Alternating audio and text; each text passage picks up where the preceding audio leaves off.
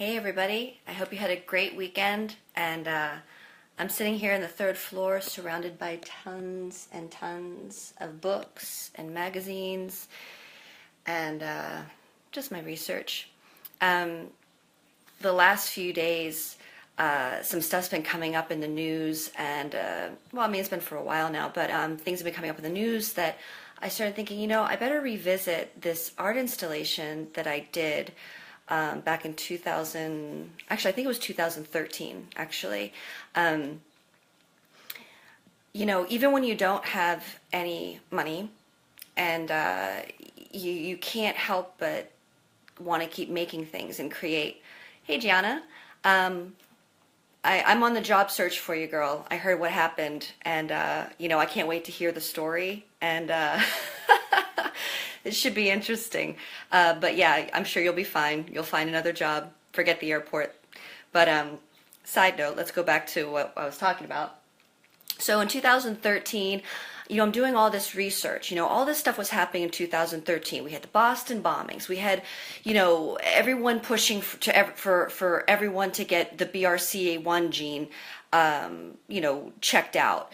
And Angelina Jolie is going up there being like, everyone's got to get checked out and everyone's got to cut off their breasts and get rid of their ovaries because we're all going to die. And, something didn't ring right with me when it came to that. So naturally, as you all can assume what I did, because now you kind of know how much I researched.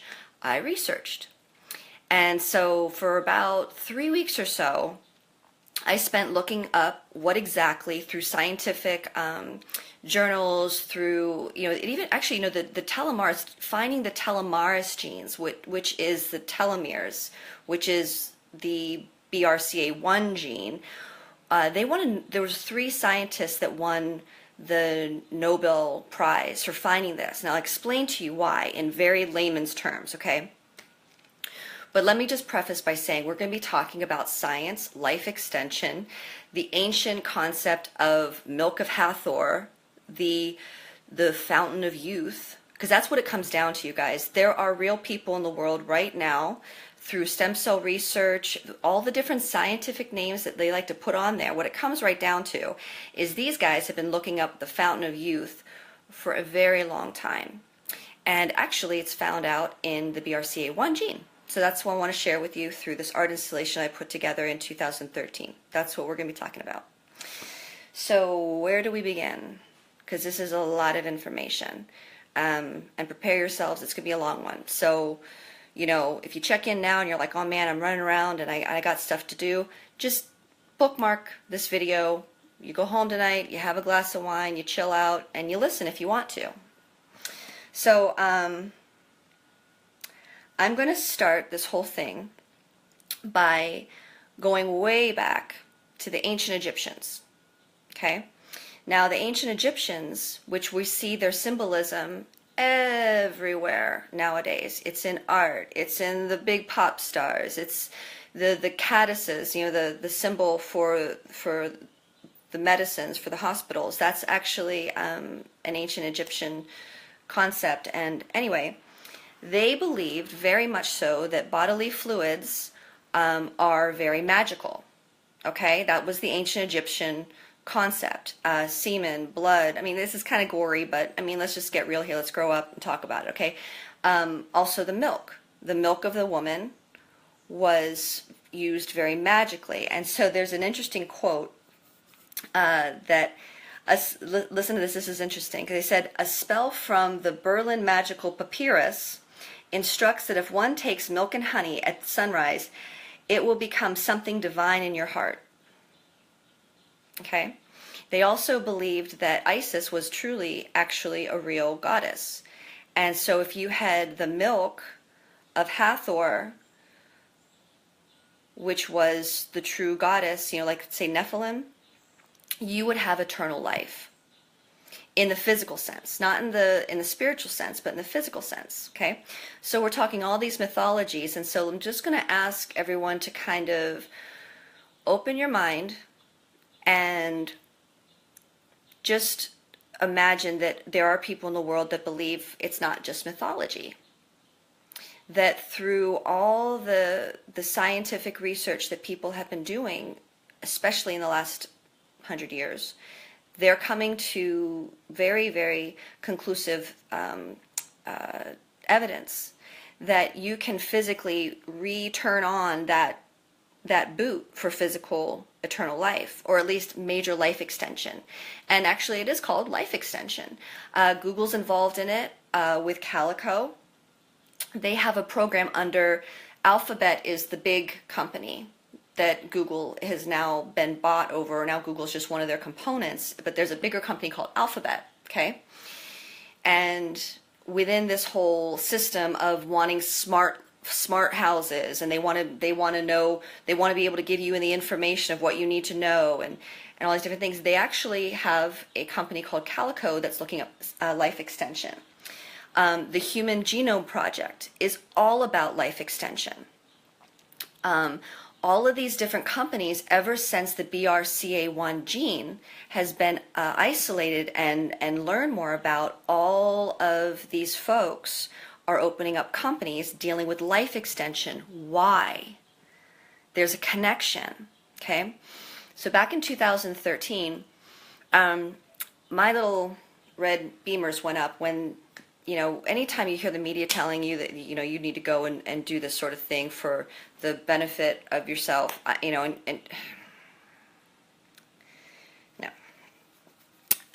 The BRCA1 gene is not cancerous per se. What it is if you get this mutation, it regenerates cells nonstop.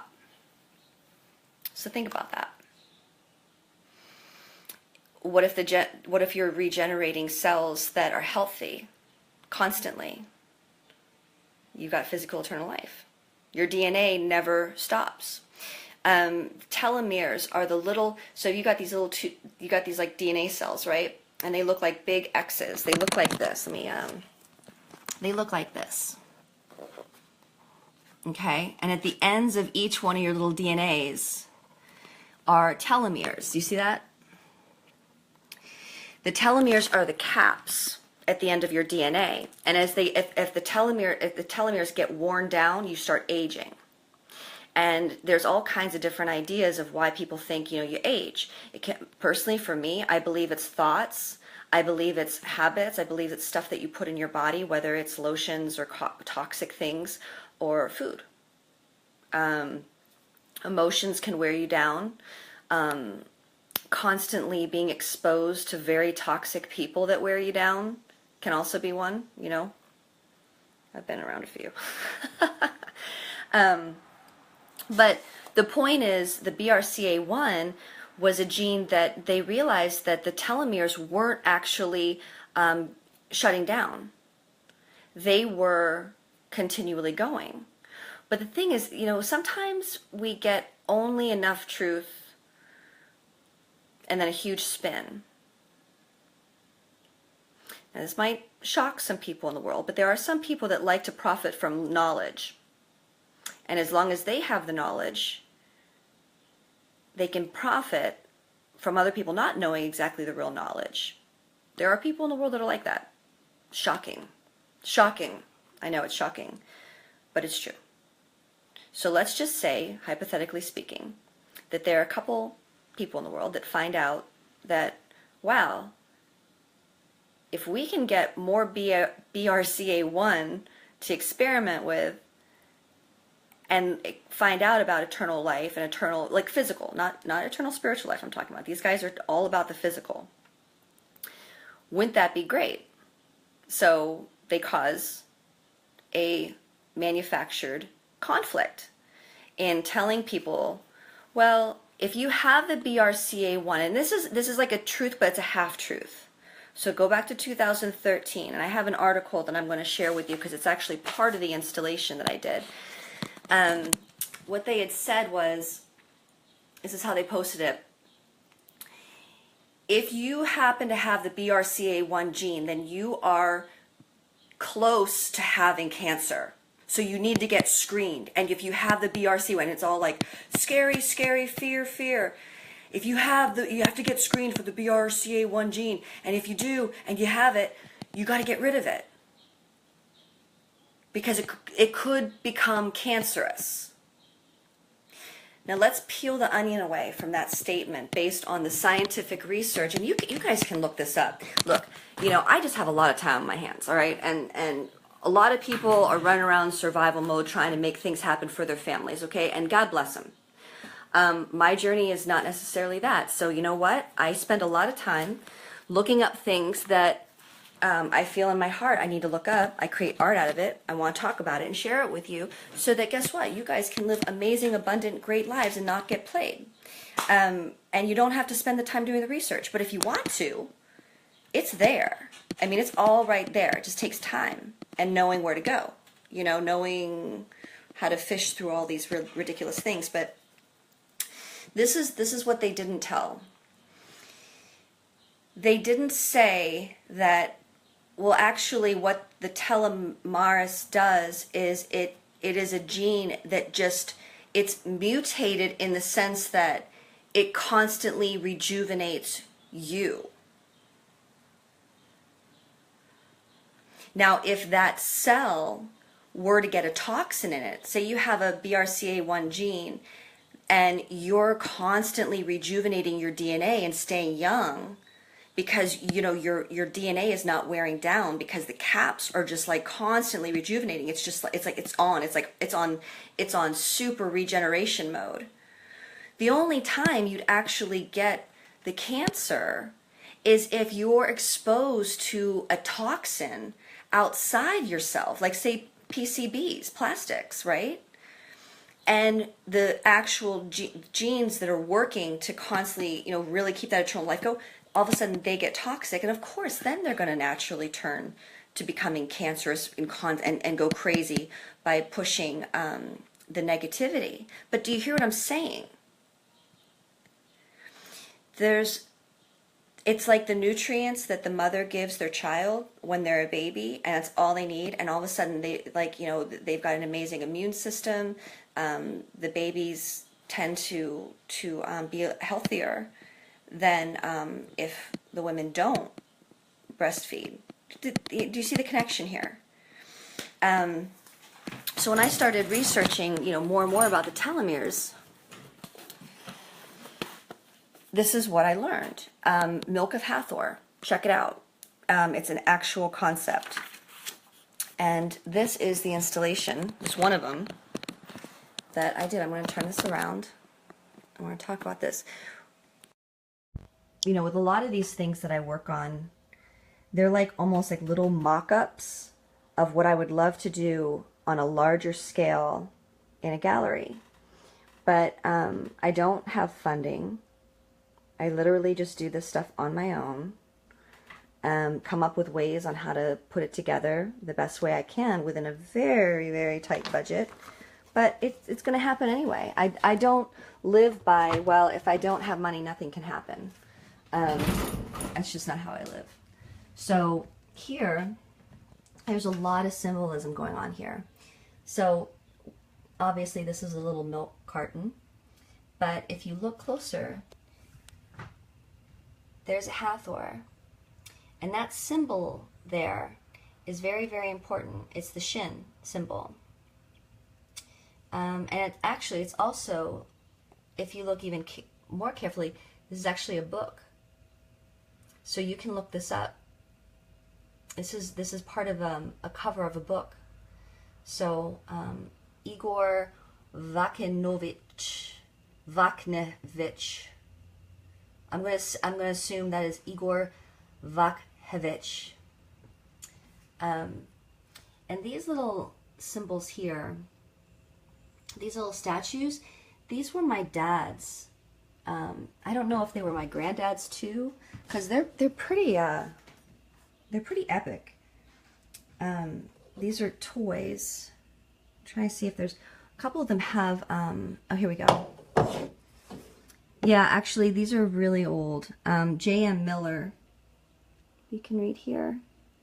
These are all ceramic, painted military guys. And at one point they had rifles. I don't know where the rifles went. But I just really liked the look of them. Yeah, their faces are kind of warped, and they've seen a lot. They've seen a lot, you know? And here we have the keys to the kingdom. The keys to the kingdom for the physical eternal life. And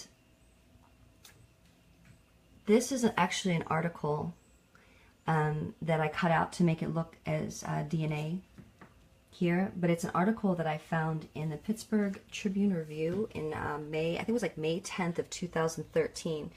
And let me read this to you, okay? This is what it says. So, and try to bear with me here and trying to read through the lines. And I say that because sometimes people frame things. I'm sweating. I'm sorry. It's just so hot up here. I closed all the windows so that the little newspaper things wouldn't fly away. But people like to reframe information that isn't necessarily quite 100% truthful so that it gets accepted by different groups of people. And different groups of people will hear different versions of a story. They don't. That's why it's always really important to listen to what everyone's talking about, or how it's being pushed in different, like with politics. You know, you'll have a leader say one thing to a black community, and they'll spin it a different way to a Hispanic community. They'll spin it a different way to their organizations and the bankers that are funding their charity event. I mean, so you just got to really listen to what people are saying around the board to really understand what's going on. So let me read this to you. It says, women are becoming more aware of the genetic testing that is available, and doctors are becoming more aware of the risk factors that make a woman prone to having a genetic defect.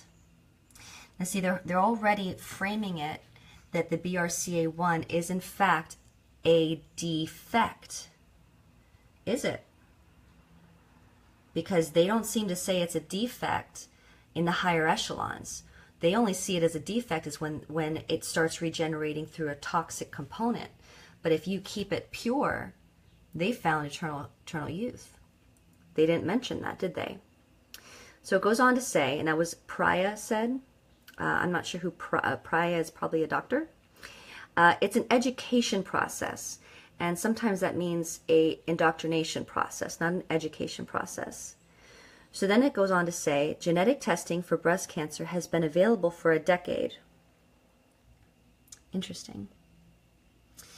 But it has become popular only in the past 5 years, physicians said. They said a blood test costing roughly $3,000 identifies the gene defect, which can raise the lifetime of breast cancer to 80% or higher. But notice it says it can. It doesn't say it will. And it doesn't say the other factors that come into play. All right, so we're right here. And while the high-profile cases such as Jolie's encourages testing, doctors said new and better reconstructive methods make breast removal less traumatic. So it goes straight from testing to just remove the darn things because it doesn't matter anyway. And you know what? We can make them look just like new, even though they really don't do anything for you anymore.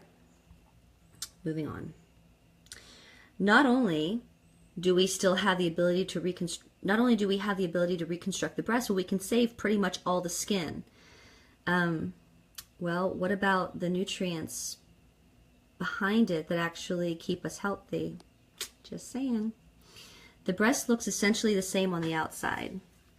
Amisha Abdehai, forgive me if I'm saying that wrong, 30, of Regent Square, went under a voluntary double mastectomy last week and does not have a regret. Diagnosed with the now here we go. Diagnosed with a BRCA gene mutation, she did not want to be surprised anymore after cancer appeared in one of her breasts when she was 29. I did not want to go through that process again. I had to take a step to control the process.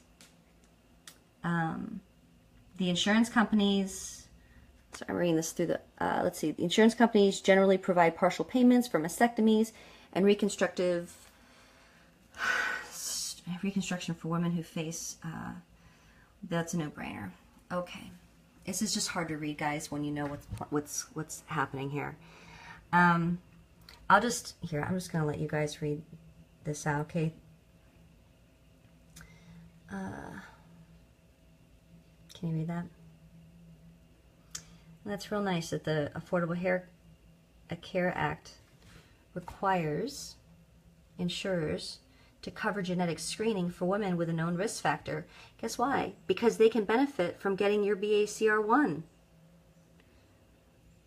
And I'll tell you how that happens. Here we go.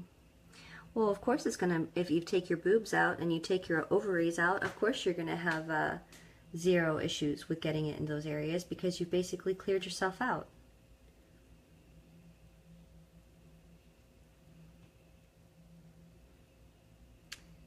Okay, let's keep reading it.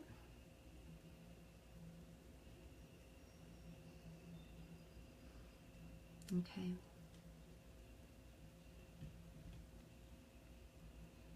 All right, and if you need to revisit, I'm gonna go in the kitchen for a second, you guys, and just kind of wipe down because it's really hot, and I don't want to look too oily for you guys. You know, on the front end, there are a lot of good health providers that are just listening to the education that they're being given, and they're told a certain frame of reference. They're told a certain frame of reference, and it's good. And the thing is, a lot of these kids that are coming out of med school, they don't even have enough time to sleep, let alone take the time to do their own research to find out the connections that are happening between the military, organ trafficking, blood trafficking, life extension through Google and through Calico and all these different. They don't have time. Sorry, they don't have time to look that stuff up. So they're thinking, well, I'm doing something good because cancer is a scary thing and we want people to be healthy. So as a doctor, I'm doing a good thing by listening to this kind of narrative, okay? But here's the thing. Do you know, and I just found this out, this is really bothersome because the city of Pittsburgh right now is really having a hard time with finances. I mean, we need clean water, and apparently we don't have the resources or the tax base to be able to do what we need to do in the city. That's sad. That's not good. And yet, the biggest industries that are here, the health networks, UPMC, they don't pay taxes. And yet, at the same time, they charge the citizens tons of money. Tons of money. And the insurance companies get it too, to keep us supposedly healthy. And this is how they consider it health.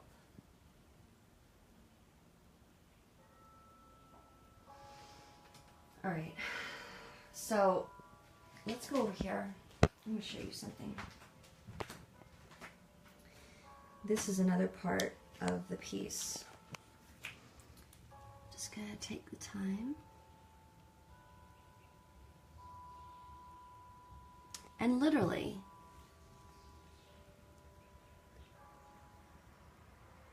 listen to what they're really saying. Let me see if I can get that. I wanted to write this to tell other women that the decision to have a mastectomy was not easy, but it was one I'm very happy that I made.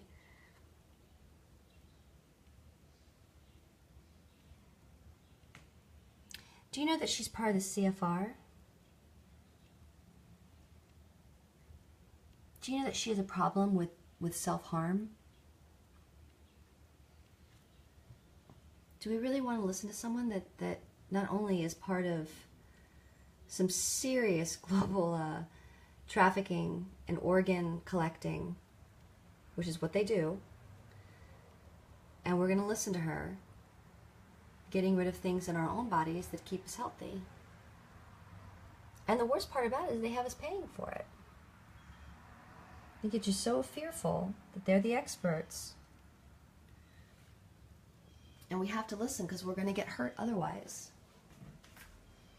So, did you ever play with dolls when you were a kid? It's fun to dress them up, play cut up, change their hairstyle, but they're not really human. They're just little dolls.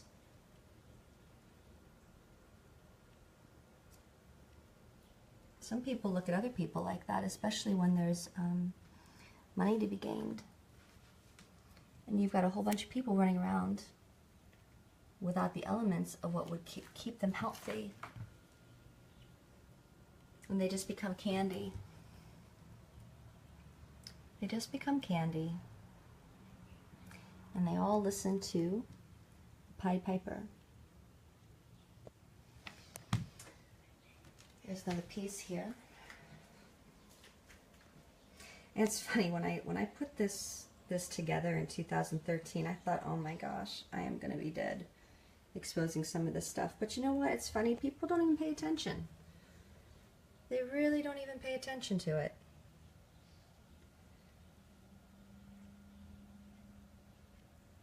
And also I think it's too is because, you know, it's not like I'm someone super famous that anyone listens to anyway. But here, this is where it really comes into play, you guys. And this is where we really have to be wise. What is the beauty industry always selling us? Youth.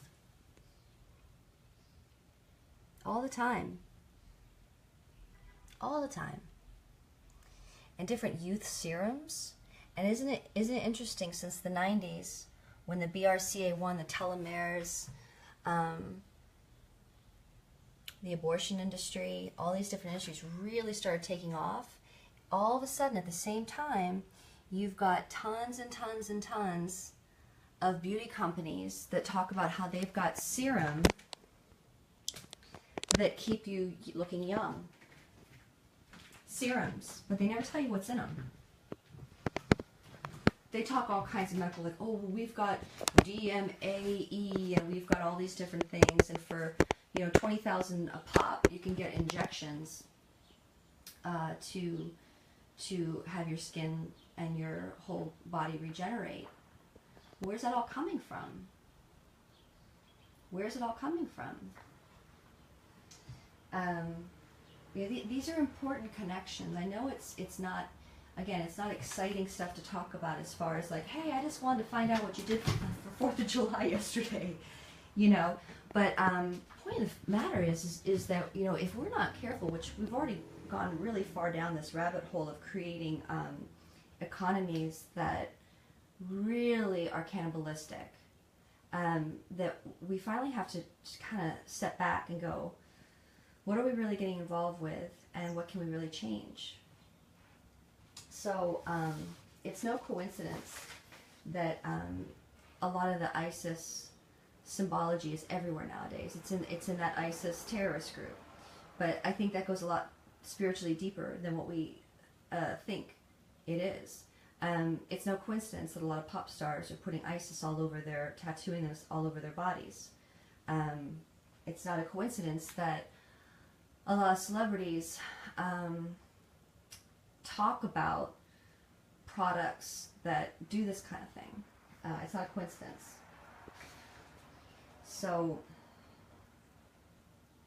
there's just so much to talk about when it comes to this. Something that's interesting, I wrote down so many notes, you guys. It was really, because the thing is I really haven't talked about this in 3 or 4 years. And it was so fresh in my mind in 2013.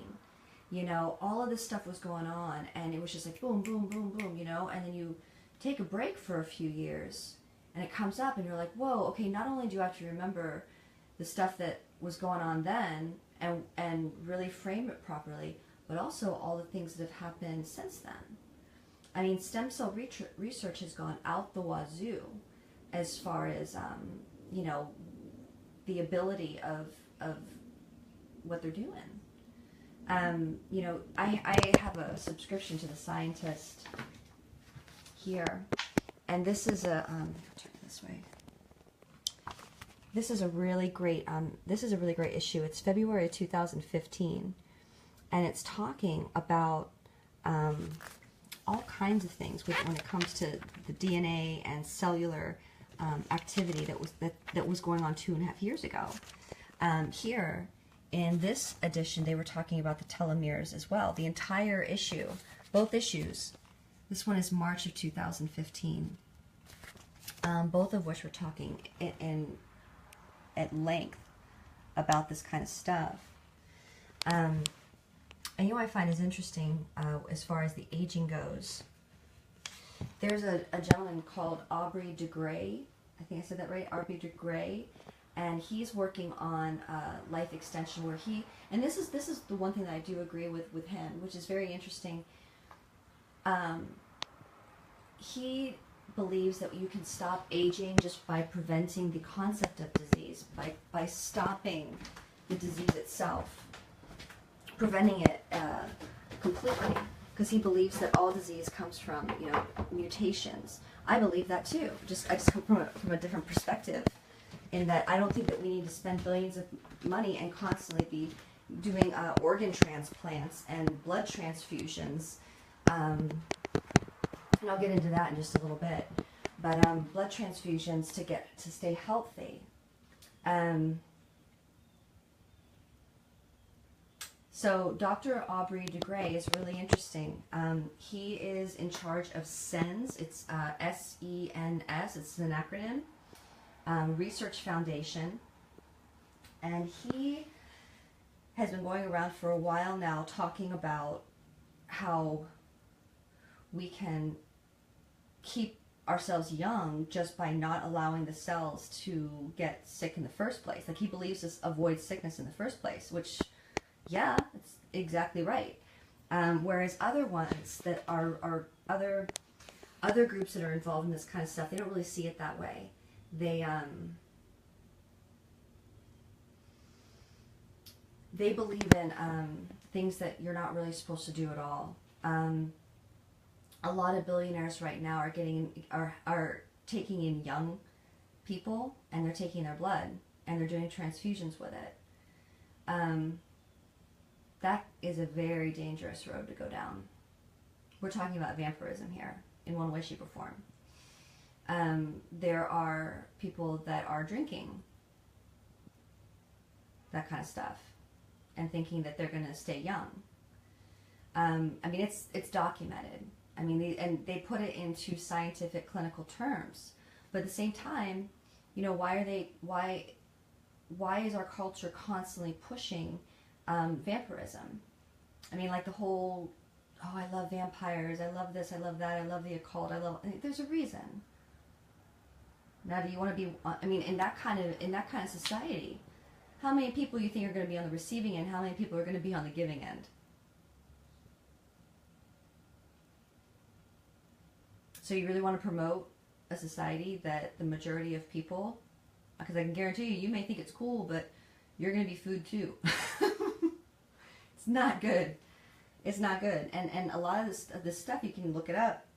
That's where it's going. That's where it's going. It's no joke. It's no joke. But I don't believe that's the truth. I don't believe that that's how you can innately stay young. I don't. I mean, as far as what Aubrey de Grey is talking about, my theory on all of this is, first of all, keeping your thoughts and keeping your energy high, you know, real high, you know, in belief and in faith and in goodness and in amazing, you know, amazing imagination and what can be done, and that gives you the energy to get up in the morning and move and not think about a number, not think of like, oh, well, I'm this age, so I have to act like this. That's the number one killer. That's the number one killer is this disease of thought.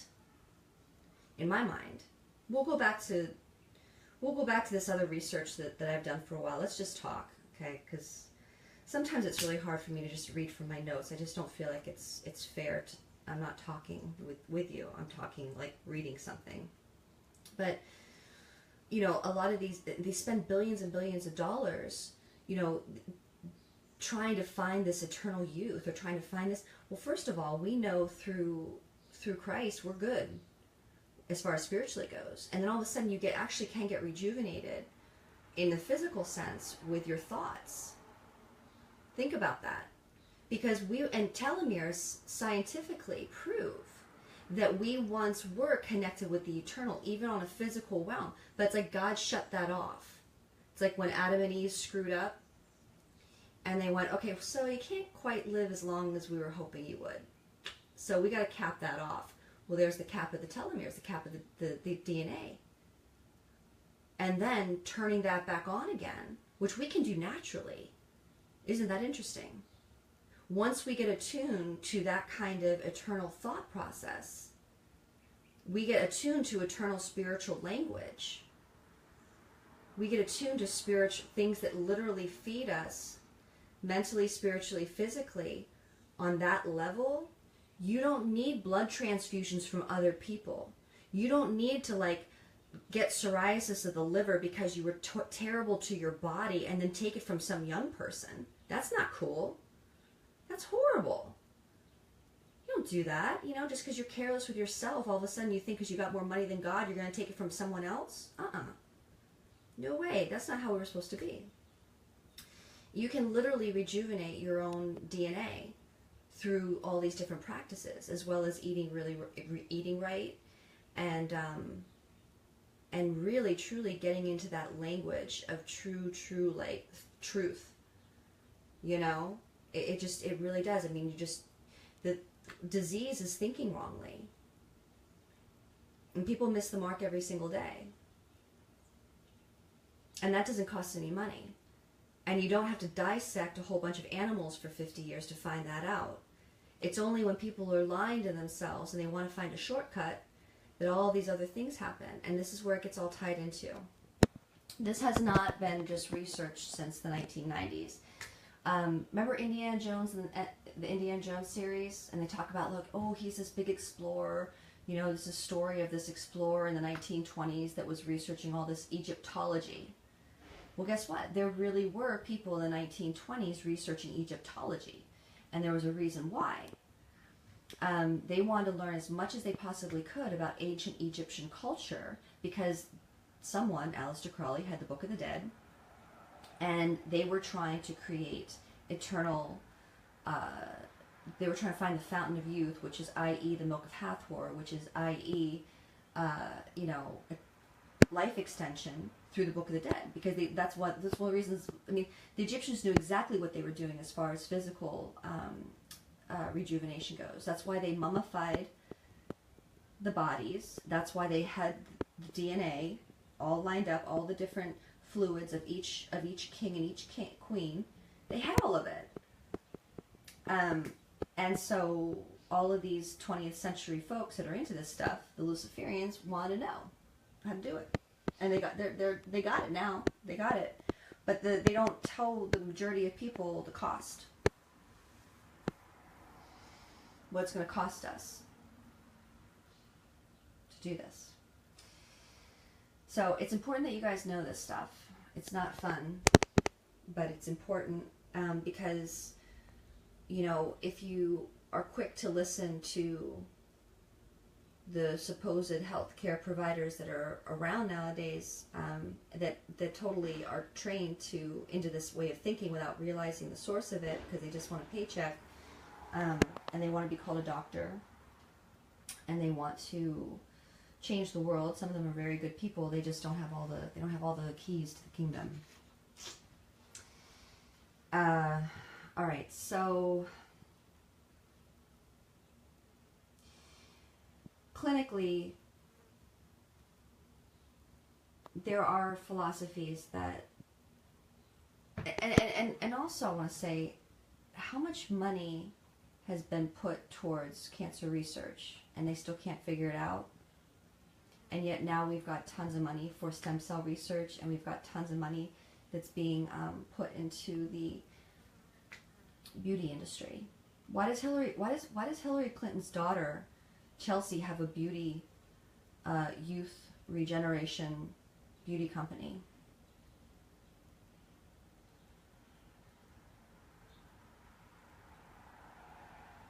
Just saying. Okay. Where do I want to go with this? Oh, there's so many ways we can go down this road. Okay. So, you've got the beauty industry that is constantly, you've got the war industry, the beauty industry, the entertainment industry, and the health industry all connected. I mean, you can tell it's all connected. I mean, you know, people are on if you follow the people on the boards of different things, they're all on the same boards of the same kind of things. No surprise there. So there is a philosophy called transhumanism, right? And if you've never heard of that word before, transhumanism, look it up. It's an idea that you're living beyond the norm of human existence. It's kind of like cyborg in a sense, life extension to the point where people are able to live to be 1,000 years old. There's also a huge divide between the elite that become super gods and the everyday person who becomes a bestial slave. So what's interesting, we can kind of see that happening in the two narratives that are going on right now in pop culture. So you've got one group of people that are really pushing and part of becoming Supermen. And they're pushing it through movies, you know, like the X-Men. You know, you want to be a Superman. You want to become these gods. Basically, it's the Nephilim. Okay, like get attuned with the Superman God, and you know, Biotech is huge into it. You know, Elon Musk. Oh my gosh, Peter Thiel. Which, as soon as I saw his last name, if you guys know anything about the Thiel Society, and the dude's from Germany, I was like, oh, that's so obvious. You gotta be kidding me. Oh my gosh. Look up Peter Thiel, and then look up the Thiel Society, please. You can't make this stuff up. I mean, it's just ridiculous. You know, you've got the heads of Google that are involved with life extension, and also obviously like wanting to, you know, run AI and getting involved with the Brain Initiative of showing people how to, you know, become super intelligent and all this stuff. Like, so there's that aspect of people. And so there's going to be a whole group of people that gravitate towards that. And they've got a lot of money, and they've got, you know, the money's a conduit, but the idea is they go along with the theory, and then they get rewarded by going along with the theory and propagating it to bring it into the universe. And hence that's why they get the money, okay? Then there's a whole other narrative that's going on in the world for the masses. That is, be as free by being as bestial as possible. Everyone's equal. Well, read between the lines with that one. Because do you really think that these biotech heads think that everyone's equal? Are we thinking as equally as smart as them? Are we living like them? They're thinking totally different. And nobody ever thinks the same. But they want the masses to think that that's the reality, that everyone has to think the same. But do you notice that along the duality of saying that everyone is supposed to be the same, it's always the basest thought process possible that will give us the common denominator to be equal. Are you hearing that? Are you seeing it in music? Are you seeing it in the culture? I mean, seriously, it's going to get to the point where people only know two words, and one is the S word and one is the F word, and that's just how they communicate. And there's no other words. There are no other words. Do you think that the biotech heads act like that? Do you think that you get smart and get a whole bunch of wealth and all kinds of things by acting like that and talking like that? And not knowing anything? Not having, and taking the education that they give you that teaches you none of the stuff I've been talking about on these videos. Think about that. You think over at Obama they're talking about all these things I talk about? No, they don't. They teach them how to be a trained follower, like a mechanical follower. They don't teach these kids what's really going on, because then they really would be on the equal playing field. I can't have that. but they tell them that they're equal. But they're equal by being ignorant of what really the knowledge is. Are they teaching them Milk of Hathor? Are they teaching them ancient Egyptology and how it connects to biotech now? No, they're not teaching the kids this. Even the teachers don't even know any of this. Probably most professors, if I went over to Pitt right now, they wouldn't even know. And yet these are the ones teaching. And everyone's supposed to be super smart. But they don't even know the basics of the game. So, you know, then you hear all these people talking about Nazism, and this is what kills me. All these folks that are involved in this this is the Nazi thing. This is what Nazism is. It is Luciferianism. It is what all of these folks in biotech are doing.